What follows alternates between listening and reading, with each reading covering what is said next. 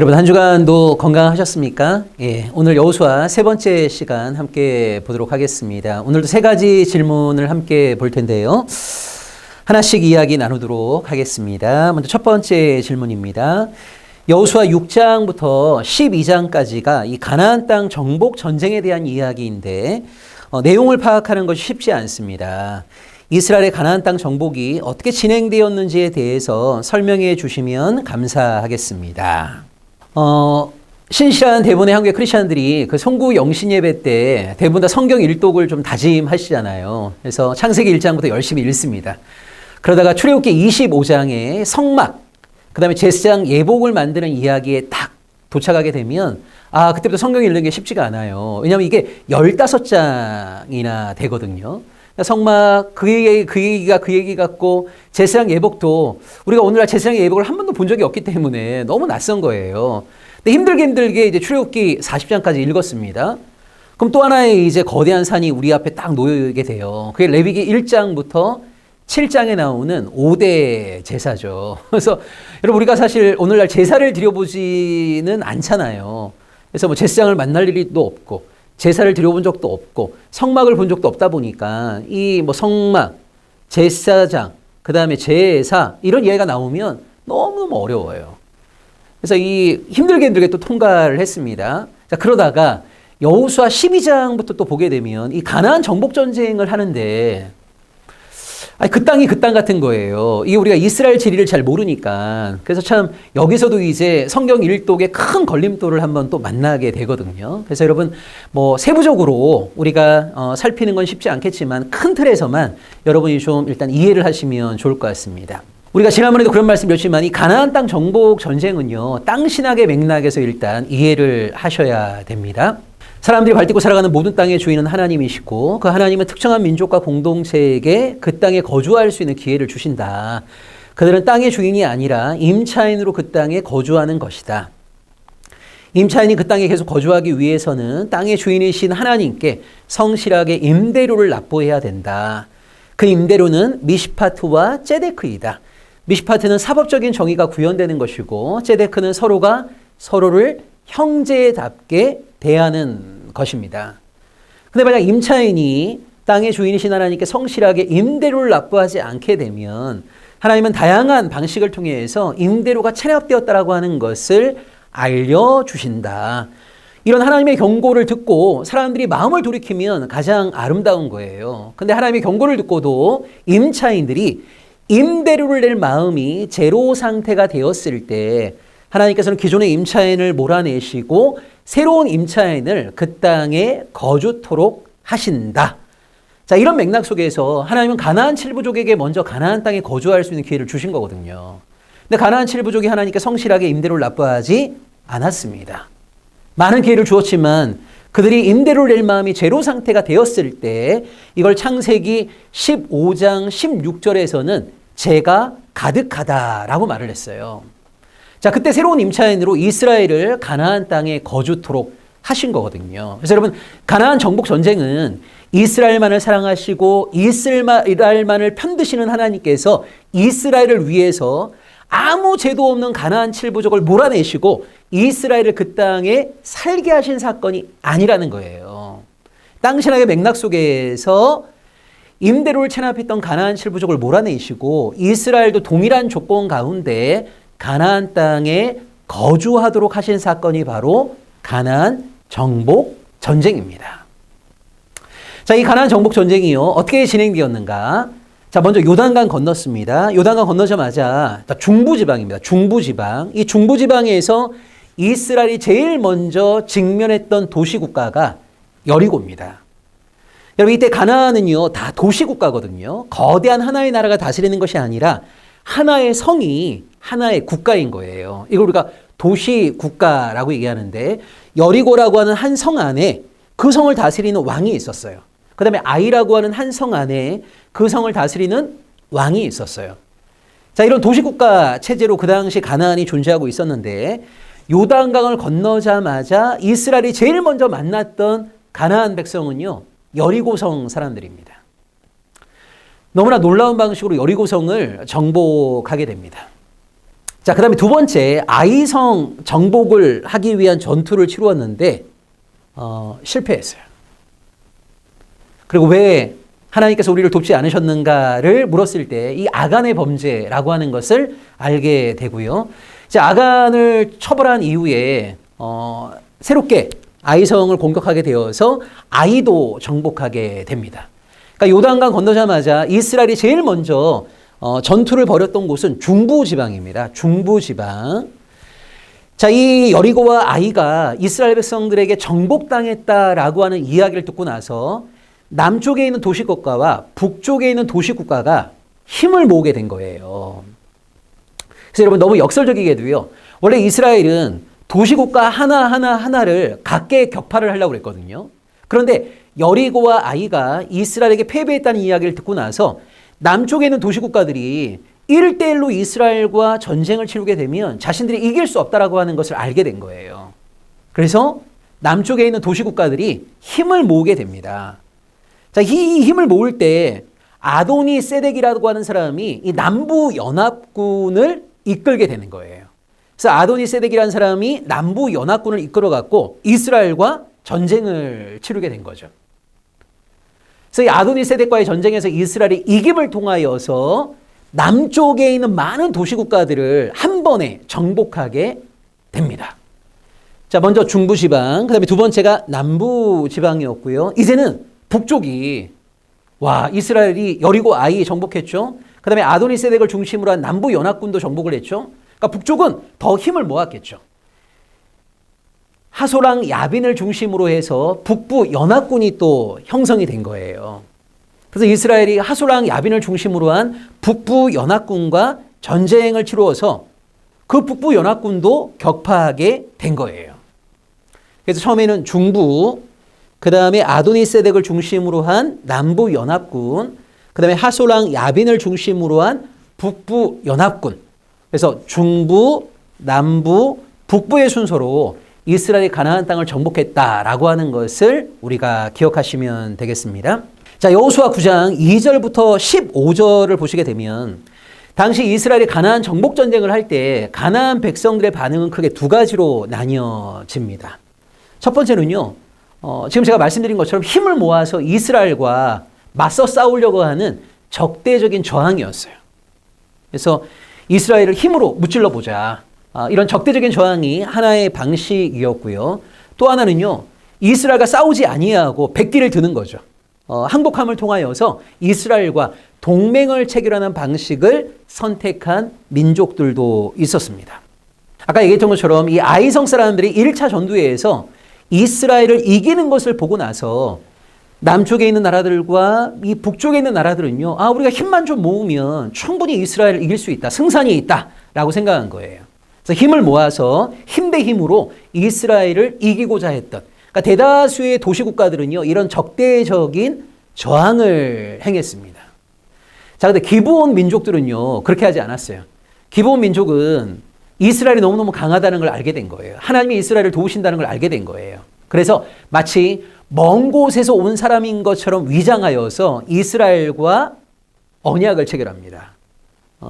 백기를 든 거죠. 이렇게 가나안 7부족들의 반응이 크게 두 가지로 나뉘었다라고 하는 것도 우리가 기억하시면 좋겠습니다. 제가 여호수아 첫 번째 시간, 두 번째 시간에 계속 강조한 것처럼 여러분 가나안 정복 전쟁은요.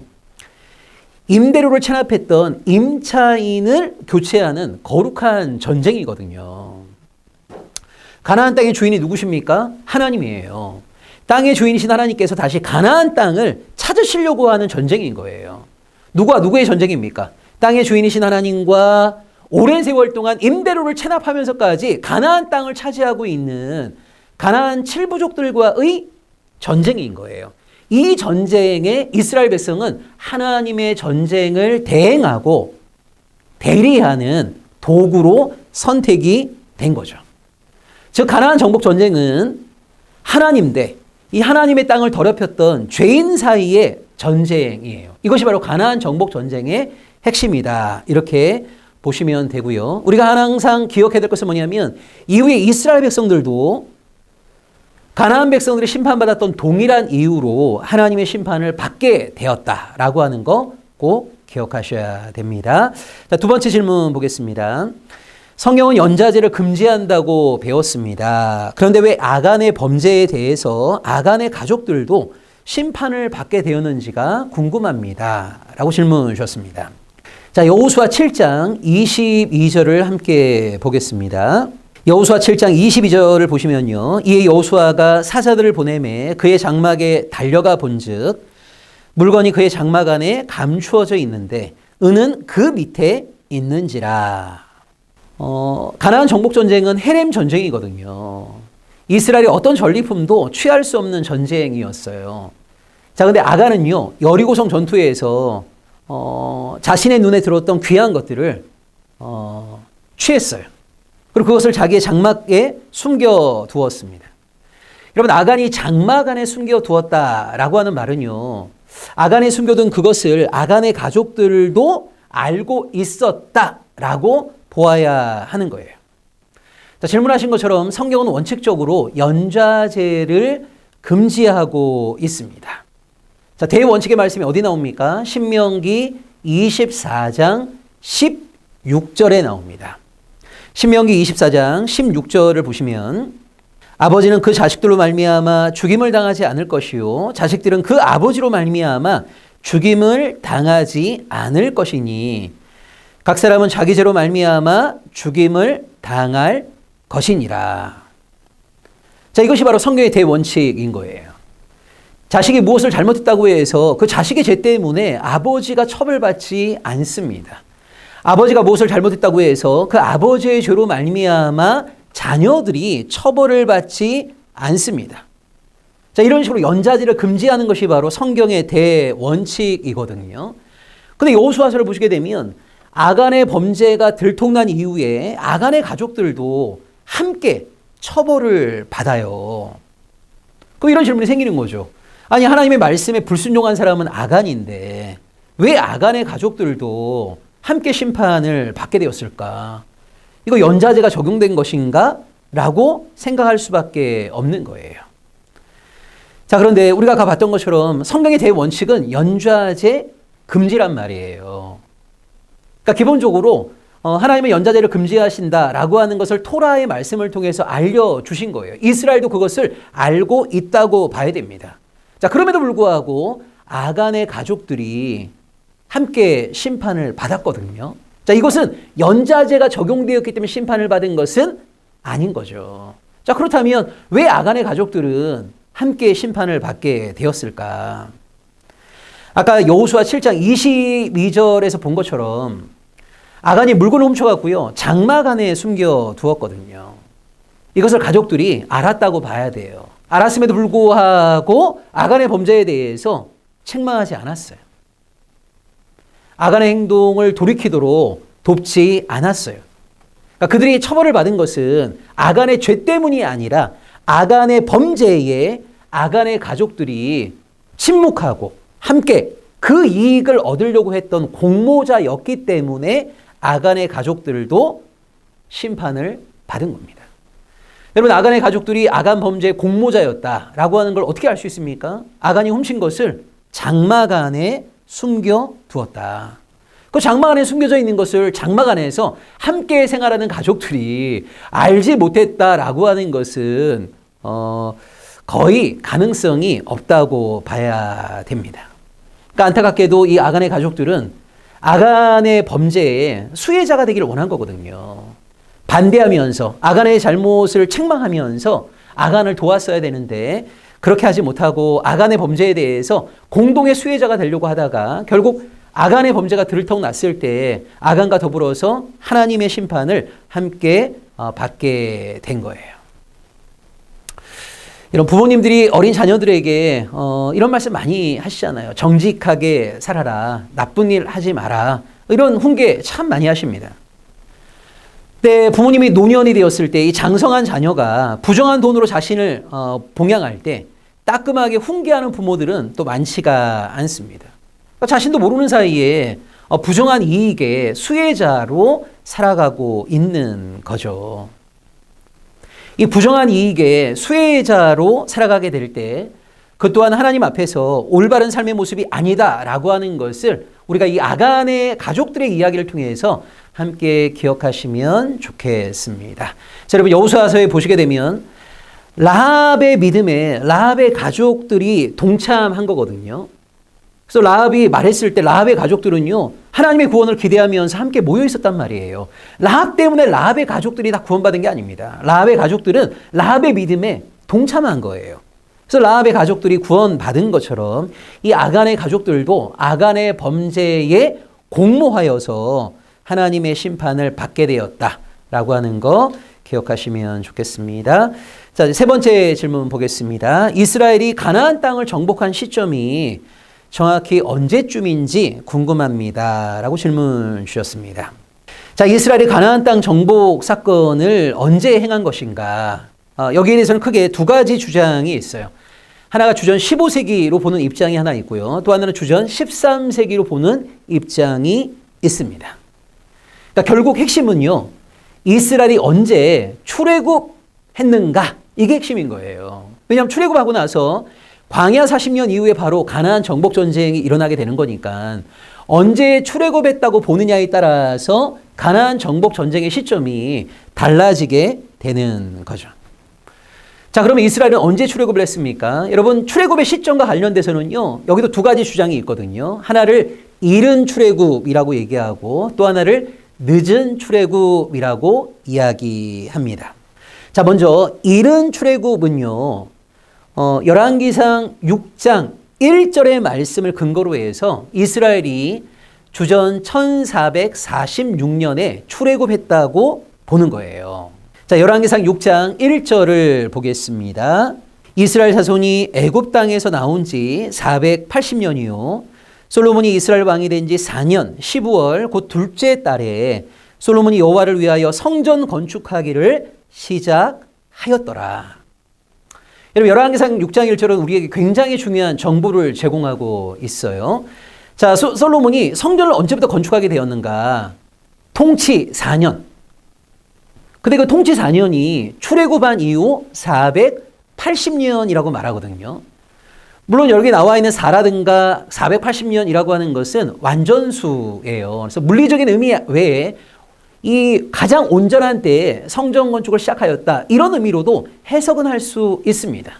근데 이것을 우리가 문자 그대로 한번 받아들이게 되면, 여러분 솔로몬이 왕으로 등극했을 때를 주전 970년으로 보거든요. 그럼 통치 4년이면 970년에서 4년을 빼면 주전 966년이 되는 거예요. 그러니까 주전 966년에 솔로몬은 성전 건축을 시작했어요. 자, 이때가 출애굽한 지 480년입니다. 자, 그러면 966에다가 480을 더하게 되면 이스라엘의 출애굽 연도가 나오는 거예요. 얼마입니까? 주전 1446년이 되는 거예요. 자, 이것을 우리는 이른 출애굽이라고 얘기합니다. 자, 여러분, 이런 주전 15세기에 이스라엘이 출애굽했다라고 하는 이른 출애굽은요, 보통 성경을 문자 그대로 믿고자 하는 보수적인 그룹에서 이 주장을 선호해요. 그리고 성경 외에 이 주장을 지지할 수 있는 근거가 있는가라고 했을 때 주로 얘기하는 게 뭐냐면 주전 15세기에 쓰여진 것으로 인식되는 아마르나 서신이라는 게 있습니다. 여러분, 이 아마르나 서신이라고 하는 것이 주전 15세기경에 가나안에 있는 도시국가의 왕들이 이집트의 파라오에게 보낸 편지거든요. 그 내용이 뭐냐면 하비루, 이 하비루를 보통 이제 히브리로 봅니다. 이 하비루들이 가나안 땅에 돌아와서 이 가나안 도시국가들을 혼란에 빠뜨리고 있으니 우리를 좀 도와달라는 거예요. 이게 바로 아마르나 서신의 핵심 내용이거든요. 다시 한번, 주전 15세기에 가나안 도시국가의 왕들이 이집트의 파라오에게 SOS를 친 거예요. 자, 어떤 SOS를 친 거냐면 하비루들이 가나안 땅에 들어와서 가나안 도시국가들을 혼란에 빠뜨리고 있으니 우리 가나안 도시국가들을 도와주세요라고 SOS를 친 거예요. 자, 이게 주전 15세기의 문서로 봅니다. 여기 나와 있는 가나안 도시국가를 혼란에 빠뜨리는 하비루를 이스라엘 백성으로 보고 가나안 땅을 혼란에 빠뜨리는 것을 가나안 정복 전쟁으로 보는 거예요. 이것이 바로 이른 출애굽을 지지할 수 있는 성경 외의 자료라고 볼 수가 있습니다. 자, 이 반대의 주장이 바로 늦은 출애굽이에요. 자, 늦은 출애굽은요, 이스라엘이 주전 13세기 람세스 2세 때에 출애굽을 했다라고 보는 거예요.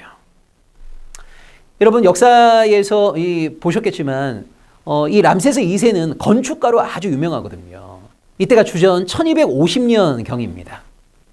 이 람세스 2세 때 비동가 람셋이라고 하는 성도 건축했고요. 그 다음에 람세스의 장자가 이른 나이에 죽임을 당해요. 이걸 뭐와 연관시키냐면 출애굽기에 나와 있는 10번째 재앙과 연관을 시키는 거예요. 그래서 이 람세스 2세 때 이스라엘이 출애굽을 했다라고 보는 겁니다. 이게 늦은 출애굽입니다. 그래서 이른 출애굽은 주전 15세기, 늦은 출애굽은 주전 13세기. 이때 출애굽을 해서 광야 40년, 그 다음에 가나안 정복 전쟁이 일어나게 된 거니까 가나안 정복 전쟁이 언제 일어난 것일까? 이런 출애굽을 주장하는 사람들은 주전 15세기경에 가나안 정복 전쟁이 일어났다고 보고, 늦은 출애굽을 주장하는 사람들은 주전 13세기경에 가나안 정복 전쟁이 일어난 것이 아닐까라고 보는 거예요. 그 다음에 성경 외적인 자료에서 어떤 지지를 받을 수 있는가? 이른 출애굽을 주장하는 사람들은 주전 15세기 아마르나 서신을 이야기하고, 늦은 출애굽을 주장하는 사람들은 이 람세스 2세 때 출애굽기에 나와 있는 것처럼 여러 성을 건축을 했고, 그 다음에 장자가 이른 나이에 죽게 되었다. 이걸 가지고 이제 근거를 제시하고 있습니다. 그래서 결과적으로 출애굽이 언제 일어났는가에 따라서 이 가나안 정복 전쟁의 시점도 결정이 되는 거예요. 그래서 조금 보수적인 신앙을 갖고 계신 분들은 주전 15세기를 조금 선호하시고, 조금 진보적인 신앙을 갖고 계신 분들은 주전 13세기를 선호하고 있습니다. 그러니까 주전 15세기가 되었건 13세기가 되었건 둘 중에 무엇이 정답인가, 이걸 정확하게 알긴 어려워요. 근데 확실한 게 하나 있어요. 그게 뭐냐면 여러분 주전 1213년경에 기술되어진 것으로 보는 메르넵타 비문이라고 하는 게 있습니다. 이 메르넵타 비문이 주전 1213년경에 기술되어졌다고 보거든요. 이 메르넵타 비문에 어떤 내용이 있냐면 이집트의 파라오가 가나안 도시국가들을 정복하는 이야기예요. 그래서 이 정복한 이후에 그것을 기념하기 위해서 기록한 게 바로 메르넵타 비문인데, 재미있는 것이 이집트의 파라오가 가나안 땅에 가서 가나안 땅에 있던 여러 가지 국가들을 정복을 했는데 그 정복한 나라 가운데 하나가 이스라엘이라는 거예요.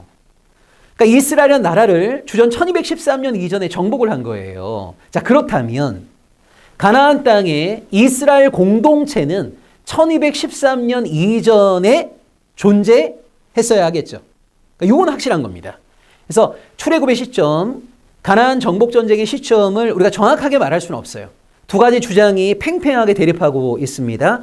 하나가 주전 15세기이고 하나가 주전 13세기인데 중요한 것은 주전 1213년 이전에 가나안 땅 안에 이스라엘이라고 하는 공동체가 세워진 것은 분명하다. 이렇게 여러분 이해하시면 좋겠습니다.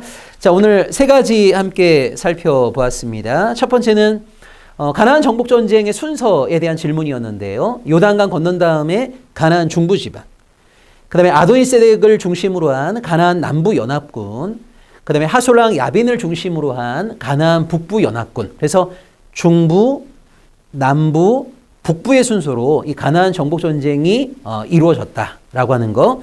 두 번째는 성경이 연자제를 금지하고 있는데 이 아간의 가족들은 왜 처벌을 받게 된 것인가? 연자제 금지가 성경의 대원칙이라고 말씀을 드렸습니다. 신명기 24장 16절에 명백하게 기록되어 있습니다. 그래서 만약 아간의 가족이라는 이유만으로 아간의 가족들이 처벌을 받게 된 거라면 이건 하나님의 말씀을 위반한 것이 되는 거예요. 그건 아닐 거라는 거죠. 자, 그렇다면 아간의 가족들은 왜 하나님의 심판을 받게 되었을까? 아간이 훔친 많은 것들을 장막 안에 숨겨두었는데 아간의 가족들은요, 그것을 수수방관한 거예요. 아간이 훔친 것에 대한 이익을 함께 누리고자 했던 그 공동 수혜자의 마음, 그것 때문에 결국은 아간이 심판을 받을 때 아간의 가족들도 하나님의 심판을 받게 되었다라고 말씀을 드렸고, 그다음에 세 번째가 이 가나안 정복 전쟁의 시점에 대한 질문이었는데 결국 가나안 정복 전쟁이 언제 일어난 것인가를 말하기 위해서는 출애굽의 시점이 언제인가를 먼저 말해야 되는 거예요. 왜냐하면 출애굽한 이후에 40년 광야 생활 이후에 바로 가나안 정복 전쟁이 시행이 된 거거든요. 근데 출애굽 관련된 두 가지 주장이 있다. 하나가 이른 출애굽이고 또 하나가 늦은 출애굽이다. 이른 출애굽은 주전 15세기로 보는 것이고 늦은 출애굽은 주전 13세기로 보는 것이다. 그리고 성경의 근거와 또 성경 외적인 근거가 나름대로 다 있다라고 말씀을 드렸고요. 조금 성경을 문자적으로 이해하는 보수적인 입장에서는 주전 15세기 이른 출애굽을 좀 선호하고 조금 진보적인 시각에서 성경을 이해하는 분들은 주전 13세기의 늦은 출애굽을 선호한다.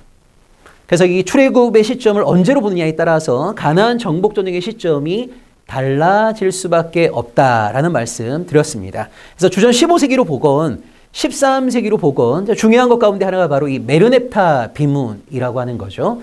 그래서 이 메르넵타 비문은 1213년경에 세워진 것으로 보는데 이집트의 파라오가 이 가나안 도시국가들을 정복한 이야기예요. 근데 정복한 도시국가 가운데 이스라엘이라고 하는 공동체가 기록되어 있는 것을 보면 1213년 이전에 가나안 땅 위에 이스라엘 공동체가 이미 세워졌다라고 하는 것은 분명한 사실이다.